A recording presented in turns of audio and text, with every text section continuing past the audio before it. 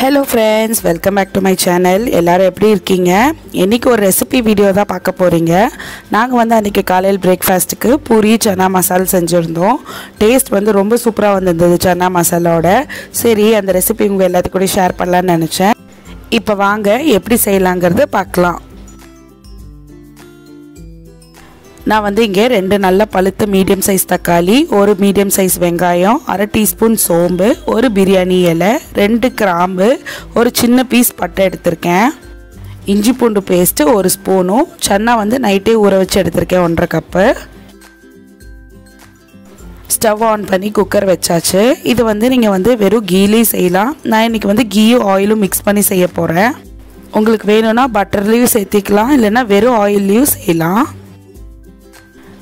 இப்போ நான் வந்து இங்கே 2 டேபிள் ஸ்பூன் வந்து நெய் சேர்த்திக்கிறேன். ஃப்ளேம் வந்து நான் மீடியமில் தான் வச்சுருக்கேன். ஏன்னா ஹை ஃப்ளேமில் இருந்தால் நெய் கருகிடுச்சுன்னா ஃப்ளேவரே மாறிடும். இதோட இப்போ 2 டேபிள் ஸ்பூன் எண்ணெயும் சேர்த்திக்கிறேன். எண்ணெய் சூடானோன்னே நம்ம எடுத்து வச்சுருக்க கரம் மசாலா சேர்த்திக்கலாம். நான் வந்து இங்கே இப்போ சோம்பு, பிரியாணி இலை, 2 கிராம்பு, ஒரு சின்ன பீஸ் பட்டை, இது எல்லாத்தையும் எடுத்து வச்சதை சேர்த்திட்டு நல்லா பொரிஞ்சு வர அளவுக்கு நல்லா வதக்கி விட்டுக்கலாம். நல்லா பொரிஞ்சு வந்தோன்னே நம்ம எடுத்து வச்சுருக்க வெங்காயத்தையும் சேர்த்திட்டு நல்லா லைட் கோல்டன் ப்ரௌன் வர வரைக்கும் நல்லா வதக்கி விட்டுக்கோங்க வெங்காயத்தை.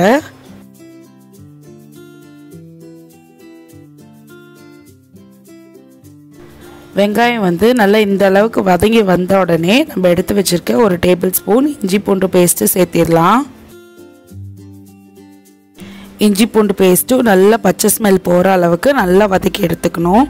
இது வதக்கிறதுல தான் இந்த கிரேவியோட டேஸ்ட்டே இருக்குது. ஸோ இதை நல்லா பார்த்து வதக்கி எடுத்துக்கோங்க. இப்போது நம்ம எடுத்து வச்சுருக்க தக்காளியும் சேர்த்திடலாம். தக்காளி சேர்த்ததுக்கப்புறம் ஒரு 5லேருந்து 10 நிமிஷத்துக்கு நல்லா வதக்கிடணும். தக்காளி இருக்கிற இடமே தெரியாத மாதிரி நல்லா மசிஞ்சு வரணும். அதே மாதிரி எண்ணெயும் பிரிஞ்சு வரணும். இதுதான் கரெக்ட் ஸ்டேஜு. இந்த ஸ்டேஜில் நம்ம இப்போ ஒவ்வொரு மசாலா பொடியாக எல்லாமே சேர்த்திக்கலாம்.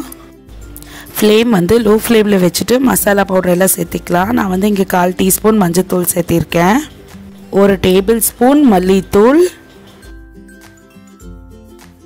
காரத்துக்கு ஏற்ற மாதிரி நீங்கள் வந்து மிளகாத்தூள் சேர்த்திக்கலாம். நான் வந்து இங்கே 2 டீஸ்பூன் சேர்த்திருக்கேன்.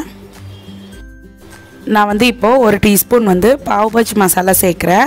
உங்கள்கிட்ட சன்னா மசாலா பவுடர் இருந்ததுன்னா அதை சேர்த்திக்கலாம். அப்போ வந்து என்கிட்ட இல்லை, அதனால நான் பாவ் பாஜி மசாலா சேர்த்துறேன்.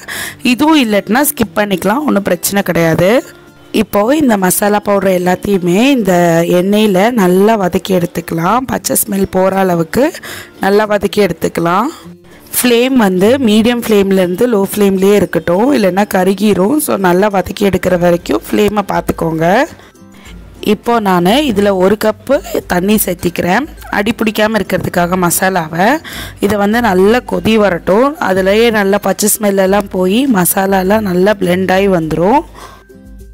இப்போது நமக்கு தேவையான அளவு உப்பு சேர்த்திடலாம்.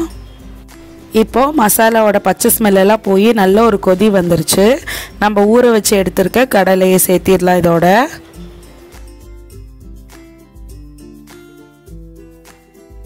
இதோட ஒரு 1/2 டீஸ்பூன் சீரகத்தூள் சேர்த்திக்கிறேன். இது வந்து முன்னாடியே சேர்த்திருக்கணும், நான் வந்து சேர்க்க மறந்துட்டேன். ஸோ அதனால் இப்போ சேர்த்திக்கிறேன். இதோட 1/2 டீஸ்பூன் சோம்புத்தூள் சேர்த்திக்கலாம்.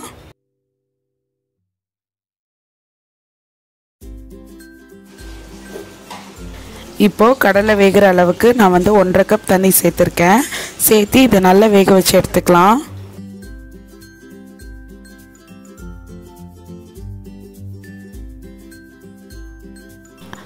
மசால் வந்து நான் ரெடி பண்ணிட்டு இருந்தேன், பூரி வந்து மாமியார் ரெடி பண்ணிட்டு இருந்தாங்க.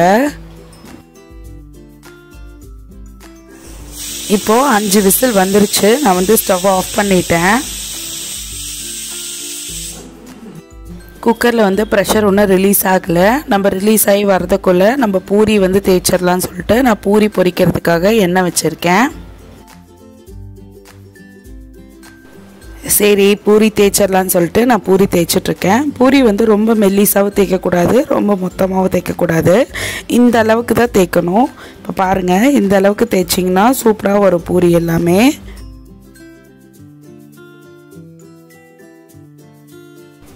இப்போ ப்ரெஷர் ரிலீஸ் ஆகி நம்ம ஓப்பன் பண்ணி பார்த்துக்கலாம். இப்போ வாங்க கடலை வெந்திருக்கான்னு செக் பண்ணி பார்க்கலாம். கடலை கரெக்டாக வெந்திருக்கு. நம்ம கிரேவியை வந்து திக் பண்ணுறதுக்காக கொஞ்சமாக எடுத்து மிக்சியில் போட்டு கொஞ்சம் பேஸ்ட் மாதிரி அரைச்சி இதோட சேர்த்திக்கலாம். கடலை வந்து மிக்சியில் சூடோடு போட்டு அரைக்கக்கூடாது. ஸோ சூடு ஆறுற வரைக்கும் நம்ம இருக்கிற மெத்த மாவெல்லாம் தேய்ச்சி எடுத்துக்கலாம் பூரியாக. இதுக்கு வந்து இதோட பேர் வந்து வத்தல் பாக்ஸுன்னு சொல்லுவோம். இது வந்து தஞ்சாவூர் சைட்லலாம் எல்லார் வீட்லேயும் இது வச்சுருப்பாங்க. இது எப்படின்னா நம்ம எது பொரிக்கிறனாலும் இதில் பொரித்து போட்டோன்னா கீழே வந்து இந்த கண்டெய்னரில் வந்து எண்ணெய் வந்து கலெக்ட் ஆகி இருக்கும். இதுக்கு உள்ளே பார்த்தீங்கன்னா இப்போ ஓப்பன் பண்ணி காமிக்கிறேன் பாருங்கள். இது உள்ளே பார்த்தீங்கன்னா ஓட்டை ஓட்டையாக இருக்கும். இப்போ பூரி வத்தல்லாம் போட்டால் அதில் எக்ஸஸாக இருக்கிற ஆயில் வந்து இது கீழே இருக்க கண்டெய்னரில் வந்து கலெக்ட் ஆகிடும். இது வந்து முக்கால்வாசி எல்லாரோட வீட்லேயும் வச்சுருப்பாங்க. சிலவங்க இது பார்த்துருப்பீங்க, சிலவங்க இதை பார்த்துருக்க மாட்டீங்க. ஸோ அதனால தான் இதை காமிக்கலான்னு நினச்சேன்.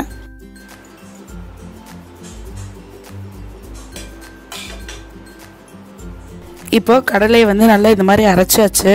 இதை வந்து இப்போ நம்ம வந்து கிரேவியில் சேர்த்திடலாம். இப்போது அந்த கடலை பேஸ்ட்டு சேர்த்தோன்னே பாருங்கள் நம்ம கிரேவி எவ்வளோ ரிச்சாக நல்லா வந்து திக்காகிடுச்சு. இது எல்லாம் நல்லா ஒன்று சேர்ந்து ஒரு கொதி வந்த உடனே நம்ம மல்லி இலை போட்டு கார்னிஷ் பண்ணிக்க வேண்டியதான்.